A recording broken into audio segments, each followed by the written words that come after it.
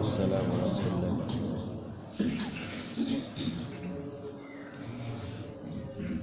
بسم اللہ الرحمن الرحیم. الحمد للہ رب العالمین، والصلاة والسلام على سید الانبیاء والمرسلین وخاتم النبیین سیدنا محمد وآلہ وصحبہ اجمعین ومن تبعهم بإحسان ودعا بدعوتهم إلى يوم الدين. أما بعد، عن أبي هريرة رضي الله عنه قال قال رسول الله صلى الله عليه وسلم: آية المنافق ثلاث: إذا حدث كذب، وَإِذَا وَعَدَ أَخْلَفَ، وَإِذَا اؤْتُمِنَ خَانَ، أو كما قال عليه الصلاة والسلام. رواہ البخاری و مسلم. محترم بزرگوں، دوستوں اور دینی بھائیوں، جو شخص اس بات کا دعویدار ہو کہ وہ اللہ اور اس کے رسول سے محبت کرتا ہے، یا جو یہ چاہے کہ اللہ اور اس کے رسول اس سے محبت کریں، تو اس پر لازم ہے کہ وہ یہ تین کام کرے.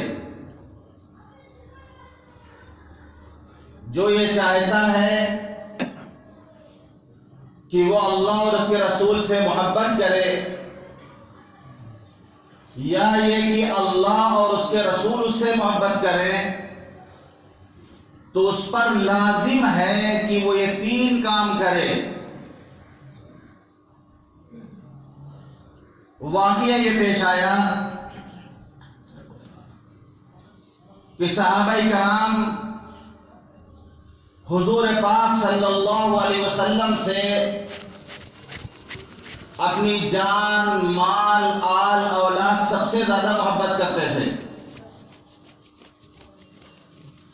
محبت کی ایسی مثال صحابہ کرام نے قائم کی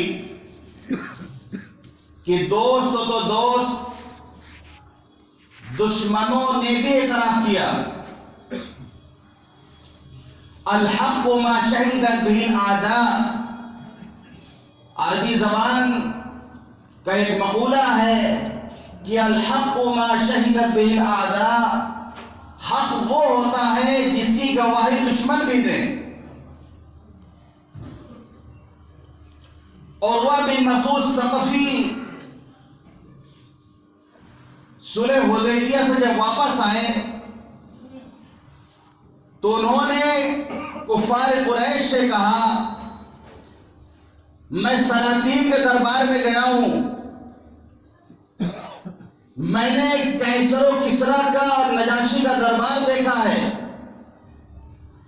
لیکن کسی کے ساتھی اپنے بادشاہ سے، اپنے فرما روا سے اتنی محبت نہیں کرتے جتنی محبت محمد رسول اللہ صلی اللہ علیہ وسلم کے صحابہ اپنے نبی سے کرتے ہیں. جب وہ تھوکتے ہیں تو وہ تھوک صحابہ میں سے کسی کے ہاتھوں میں جا کے گرتا ہے اور اس تھوک کو وہ اپنے چہرے پہ مل لیتا ہے. جب وہ وضو کرتے ہیں تو وضو کا پانی لینے کے لیے ایک دوسرے سے اس طرح سے بڑھتے ہیں کہ ایسا لگتا ہے کہ آپس میں لڑنے لگیں گے. جب وہ کسی بات کا حکم دیتے ہیں تو ان کا حکم سراخوں پر، جب وہ گفتگو کرتے ہیں تو سر جھکا کے بیٹھ کے وہ آپ کی بات کو سنتے ہیں. تو واقعہ یہ پیش آیا، ایک مرتبہ اللہ کے رسول صلی اللہ علیہ وسلم وضو فرما رہے تھے. وضو کا پانی جو گر رہا تھا، صحابہ اس کو لے کر اپنے چہرے کو دھو رہے تھے، چہرے پہ لگا رہے تھے، پہ لگا رہے تھے، وضو کا پانی زمین پر گرنے نہیں دے رہے تھے، بلکہ ہاتھ پہ لے کے اس سے اپنے چہرے کو دھو رہے تھے، چہرے پہ مل رہے تھے، ہاتھوں پہ مل رہے تھے۔ جس کو پانی نہیں پہنچ رہا تھا وہ اپنے ہاتھ کو دوسرے کے ہاتھ سے ملتا تھا، تاکہ اس کے ہاتھ سے اس کا ہاتھ مل جائے اور مل جائے تو یہاں بھی برکت حاصل ہو جائے۔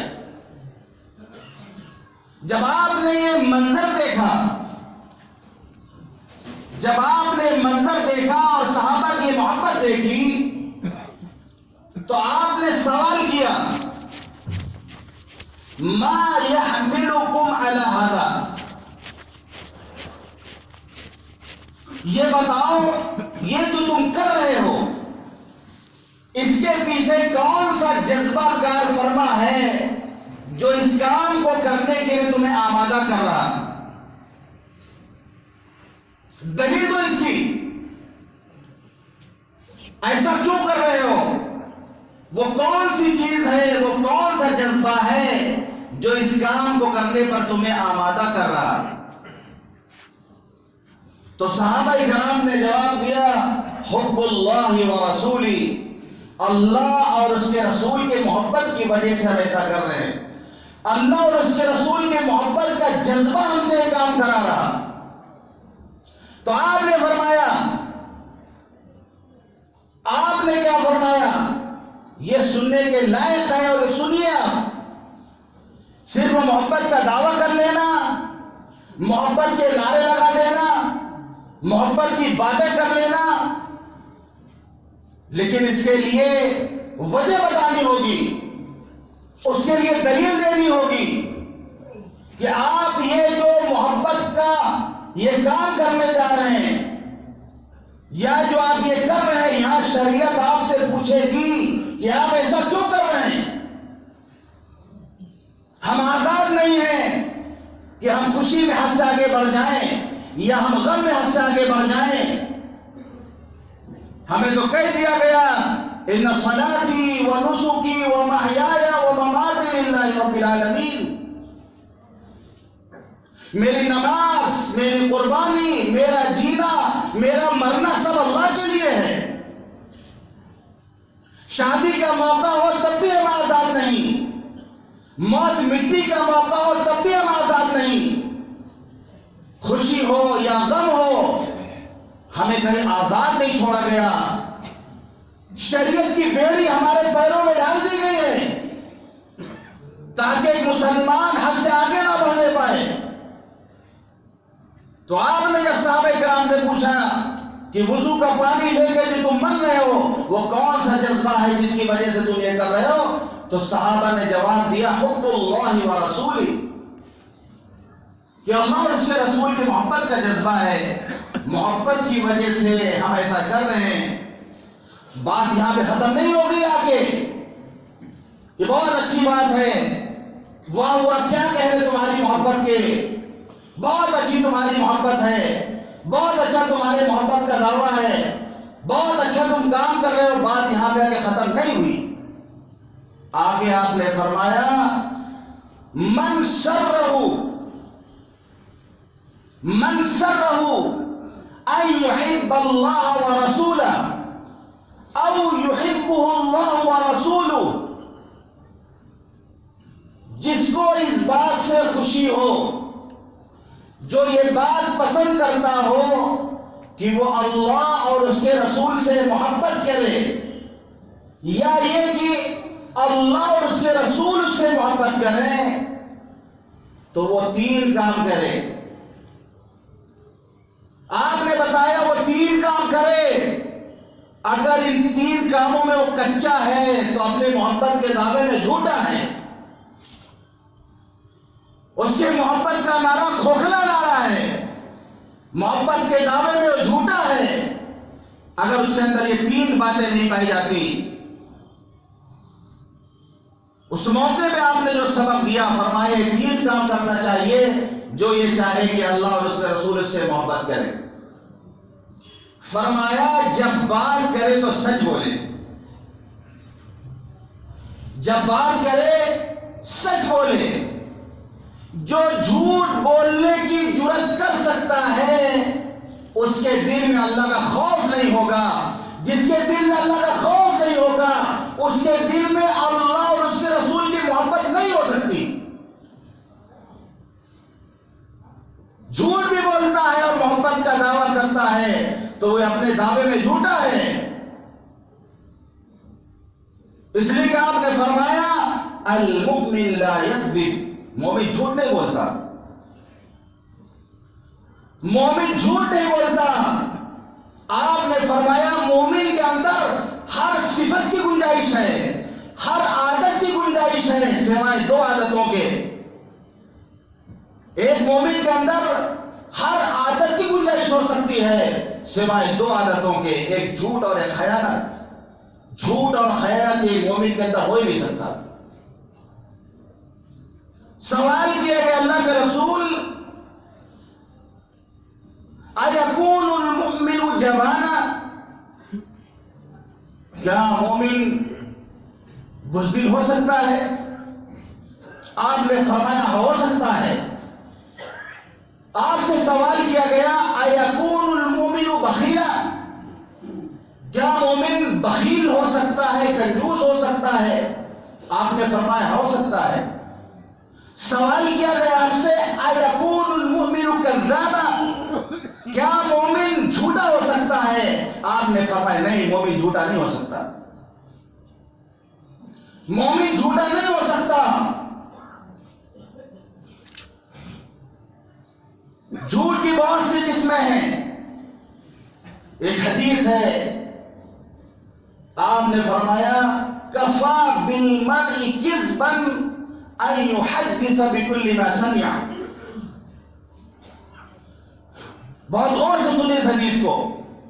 کفا بالمرء کذبا ان یحدث بکل ما سمع، آدمی کے جھوٹا ہونے کے لیے یہی کافی ہے کہ وہ ہر سنی سنائی بات کو لوگوں سے بتاتا پھرے. آدمی کے جھوٹا ہونے کے لیے یہی کافی ہے کہ وہ ہر سنی سنائی بات دوسروں تک پہنچائے. ہم سب اس میں مبتلا ہیں. آج کہیں سے کسی کے بارے میں کوئی بات معلوم ہو گئی اگلے کو بتا دینا ہے. کسی کا عیب معلوم ہوا اس کو اچھال دینا ہے. کسی کی کمی معلوم ہوئی اس کو پھیلا دینا ہے. جبکہ ہمیں حکم دیا گیا کہ تم مومن کی پردہ پوشی کرو گے، اس کے عیب جان کر کے اگر اس کو چھپا دو گے تو کل قیامت کے دن اللہ تمہاری پردہ پوشی کرے گا. مخلوق کے سامنے اللہ تمہیں رسوا نہیں کرے گا. لیکن آج ہماری عادت بن گئی ہے کہ لوگ بتاتے پھرتے ہیں. اور اب تو بہت آسان ہو گیا ہے کہ آپ جو ہے سوشل میڈیا پہ آپ ڈال دیں، آسانی سے پوری دنیا جان جاتے اس چیز کو. آپ فیس بک پہ ڈال دیں، واٹس ایپ پہ ڈال دیں. کتنی جھوٹی باتیں گردش کر رہی ہیں سوشل میڈیا پر. حدیث کے تعلق سے، دین کی باتوں کے تعلق سے ہم تحقیق کیے بغیر اس کو آگے شیئر کر دیتے ہیں. ہمیں علم نہیں ہوتا، بس اللہ کے رسول صلی اللہ علیہ وسلم نے فرمایا بس ہم اس کو حدیث سمجھ کے آگے شیئر کر دیتے ہیں. جبکہ وہ حدیث نہیں ہوتی، وہ کسی اور کا جملہ ہوتا ہے، یا کوئی گڑھی ہوئی حدیث ہوتی ہے، یا کوئی موضوع حدیث ہوتی ہے. پہلے کسی عالم سے تحقیق کریں. آپ تک وہ بات پہنچی ہے تو آپ اس کو روک دیں. اگر معلوم ہو کہ نہیں صحیح حدیث ہے، یہ حدیث میں ایسا ہے، تب آپ آگے شیئر کریں. کتنے لوگ تو ہمارے پاس ہی جو ہے بھیجا کرتے ہیں، سوچتے ہیں کہ امام صاحب کو حدیث ہے تو امام صاحب کو بھیج دو، اچھی بات ہے. یعنی دین کی بات اگر ہے تو امام صاحب کو شیئر کرو. ارے امام صاحب کو یہی کریے بیٹھ کے رات دن، یہی تو رات دن پڑھنا امام صاحب، کچھ اور بتائے، کچھ اور کسی دان کا کوئی قول، کسی عقل مند کی کوئی بات. اکثر ایسا ہوتا ہے کہ کوئی حدیث آئی وہ ہمارے پاس، لیکن ایک فائدہ یہ ہوتا ہے کہ میں ان کو پھر بتا دیتا ہوں بھائی اب آگے شیئر مت کرنا، یہ غلط ہے. ہو سکتا ہے بیچارے وہ پوچھنے کے لیے بھیجتے ہوں لیکن ان کو یہ سوال کر لینا چاہیے، یہ جو میں آپ کو میسج بھیج رہا ہوں تحقیق کرنے کے لیے بھیج رہا ہوں، تعلیم کے لیے بھیج رہا ہوں کہ آپ جان جائیں اس چیز کو۔ تو ہوتا کیا ہے کہ عام طور پہ میسج فارورڈ کر دیا جاتا ہے بغیر کسی تحقیق کے، اور آپ نے فرمایا من کذب علی متعمدا فلیتبوأ مقعدہ من النار، جس نے جان بوجھ کر مجھ پر جھوٹ بولا، وہ بات حضور پاک صلی اللہ علیہ وسلم کی نہیں تھی، یا کسی چیز کی نسبت آپ کی طرف کر دی کہ وہ چیز حضور پاک صلی اللہ علیہ وسلم کی نہیں ہے، اور نسبت کر دی کہ نہیں یہ حضور پاک صلی اللہ علیہ وسلم کی ہے۔ جیسے بہت آسان آج کل ہو گیا کہ حضور پاک صلی اللہ علیہ وسلم کے سارے بال ہم کو لگتا ہے انڈیا میں آنے ہیں، گاؤں گاؤں میں موئے مبارک کی زیارت لوگ کروا رہے، گاؤں گاؤں میں۔ یعنی آپ نے جو حج کیا ہے آخری حج، وہی آپ کا حجۃ الوداع آخری حج تھا، اس وقت آپ نے جو بال مڑائے حلق کرایا تو صحابہ کو آپ نے دے دیا، ہم کو لگتا ہے سب مال انڈیا ہی آ گئے وہاں سے۔ بہت ڈرنے والی بات ہے، اگر حقیقت میں وہ بال حضور پاک صلی اللہ علیہ وسلم کا ہے تو پھر اس کا بہت ادب احترام ہونا چاہیے، اس کو کمائی کا ذریعہ نہیں بنانا چاہیے۔ اگر حقیقت میں ہے تو اس کو کمائی کا ذریعہ نہیں بنانا چاہیے کہ لوگوں کو زیارت کرائے تاکہ لوگ پیسے لا کے یہاں ڈالیں گے۔ یہ توحید رسالت ہے۔ اگر تحقیق کے ساتھ معلوم ہو کہ یہ بال جو ہے یہ منہ مبارک حضور پاک صلی اللہ علیہ وسلم کا ہے، اس کا ادب و احترام ہونا چاہیے، اس کو پیشہ نہیں بنانا چاہیے۔ لیکن اگر تحقیق نہیں ہے، بغیر تحقیق کے اگر نسبت کی جا رہی ہے، ہمارے یہاں یوپی میں چلے جائیں، گاؤں دیہاتوں میں جو ہے منہ مبارک کی زیارت تو کرا ہے، جبکہ آپ کے منہ مبارک ترکی میں رکھے ہوئے ہیں، کہیں کسی کو مل گیا ہو الگ بات ہے، ورنہ آپ کہ جو چیزیں تھیں آپ کی، آپ کا جبہ مبارک، عصا مبارک، آپ کا جو امامہ مبارک، آپ کی نعلین مبارک، آپ کا جو ہے موئی مبارک، سب ترکی میں رکھا ہوا ہے، سعودی عرب میں بھی نہیں ہے،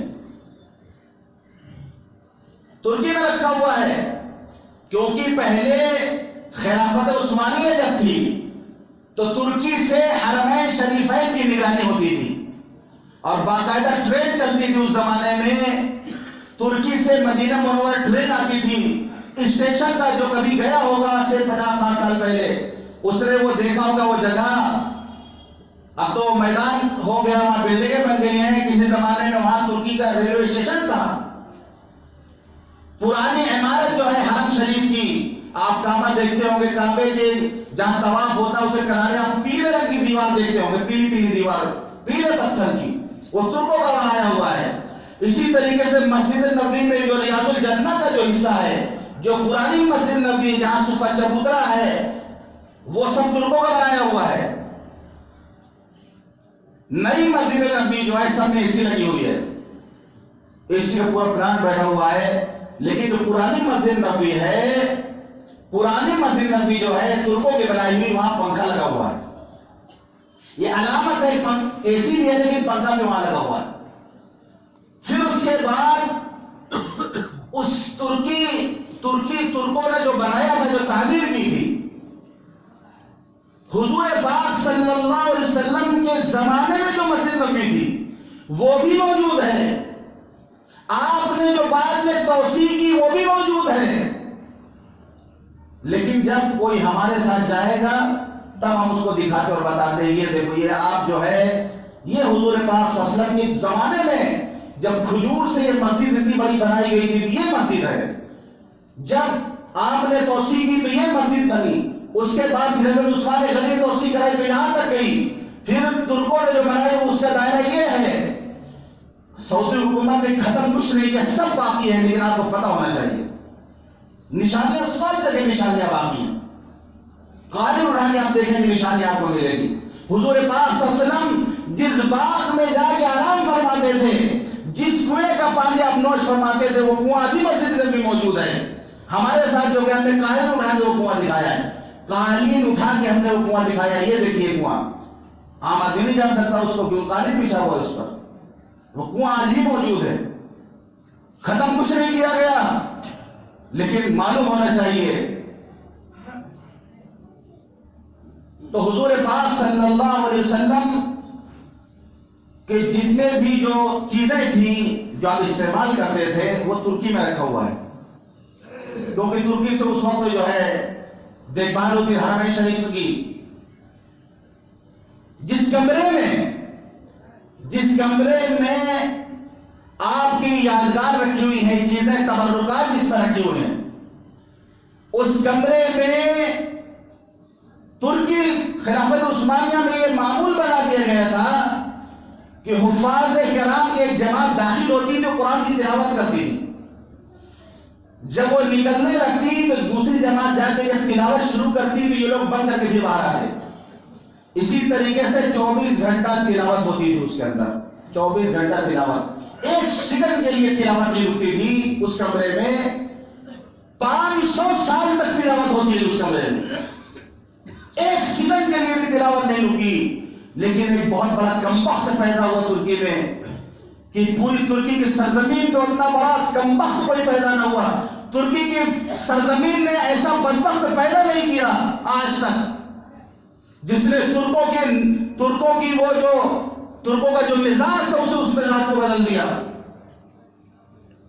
اس کا نام تھا مصطفیٰ کمال اتاتürk، اس کا نام تھا مصطفیٰ کمال اتاتürk، جس کے زمانے میں ترکی میں اسلام پہ عمل کرنا مشکل ہو گیا، داڑھی رکھنا جرم ہو گیا۔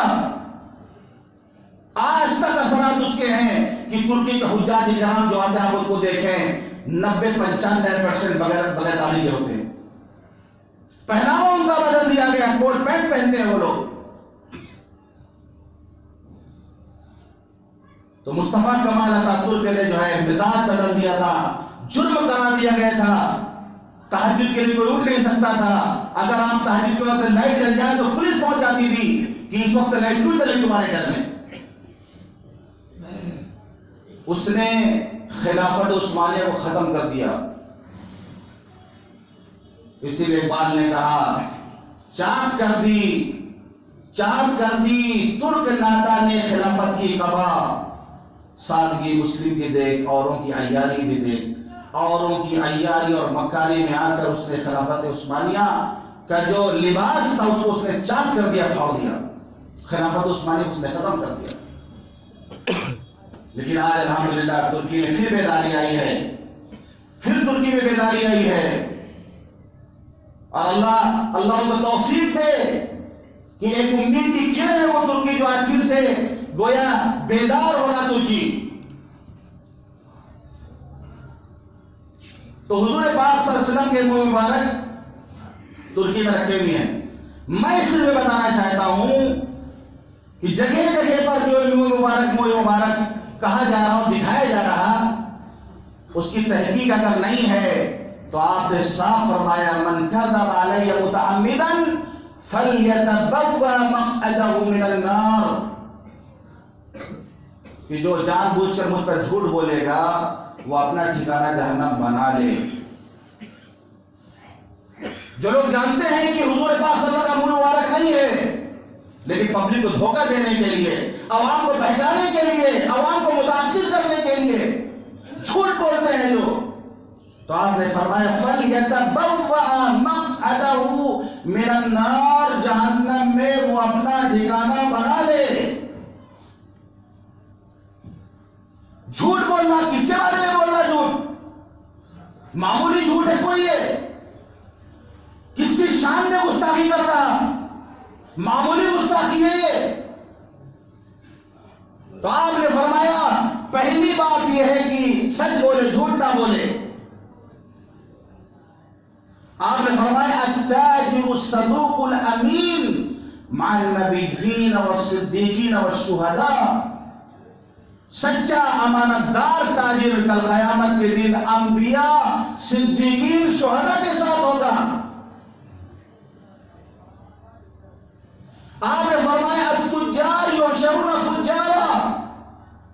تاجر لوگ کل قیامت کے دن فاجر ہو کر اٹھیں گے، گنہگار کی حالت میں اٹھیں گے. الا من بر و صدق. آپ نے فرمایا تاجروں کا حشر کل قیامت کے دن فاجروں کی طرح ہوگا. الا من اتقى، سوائے ان تاجروں کو جنہوں نے تقوی اختیار کیا، وبر، اور اس نے سلوک کا راستہ اختیار کیا، وصدق، اور تجارت میں انہوں نے سچ بولا.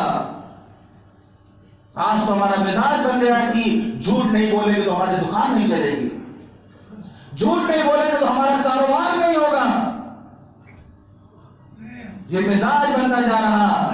ہمارے ساتھ فرشتے ہوتے ہیں جو لکھ رہے ہوتے ہیں، ہمارے نامہ اعمال تیار کر رہے ہیں.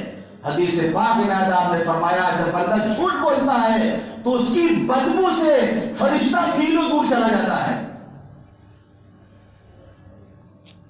جھوٹ کے اندر بھی بدبو جس کو فرشتے محسوس کرتے ہیں.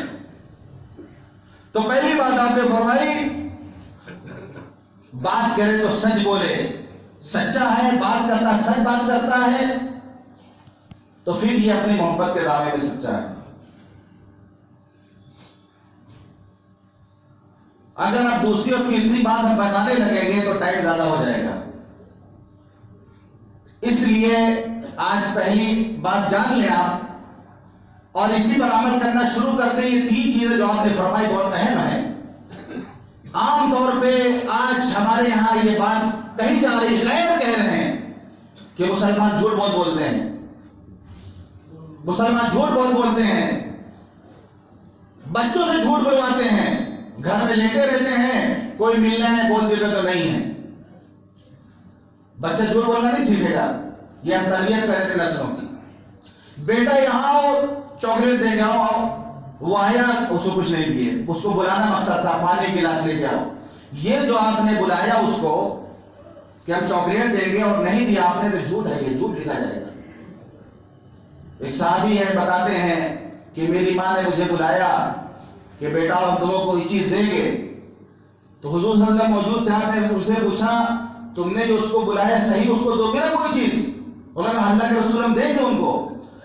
تو فرمایا تم اگر بلانے کے بعد کوئی چیز نہ دیتی جھوٹ ہو جاتا. یہ جھوٹ کی قسم ہے جو عام ہے ہمارے یہاں. آج بچوں سے جھوٹ ہم بلواتے ہیں، خود بھی جھوٹ بولتے ہیں، بچوں سے جھوٹ بلواتے ہیں. کہہ دو پاپا گھر میں نہیں ہیں. یہ بہت اہم چیز ہے. اس سے آپ کا بچہ جھوٹ بولنا سیکھے گا. کل آپ اس کو جب نصیحت کریں گے تو بول دے گا پاپا آپ بھی تو جھوٹ بولتے تھے، آپ گھر میں لیٹے رہتے تھے اور ملنے کو جاتا تھا تو بولتے تھے بیٹا جا کو تو نہیں گھر میں. عام بات ہے یہ. گاڑی چلانے والے تو جھوٹ بولتے ہیں. رہیں گے بڑا بازار بولیں گے ہوا برج پار کر لیا آ رہے ہیں بس. عام بات ہے یہ. رہیں گے کلکتہ میں دور بیوقوف بناتے رہیں گے بس بس پہنچنے والے ہیں، آ گئے بس بلخانہ موڑ پہ آ گئے، جبکہ ابھی وہ برج اس پار رہتے ہیں. یہ جھوٹ ہے، گناہ ہوتا ہے. یہ جھوٹ کی قسمیں ہیں.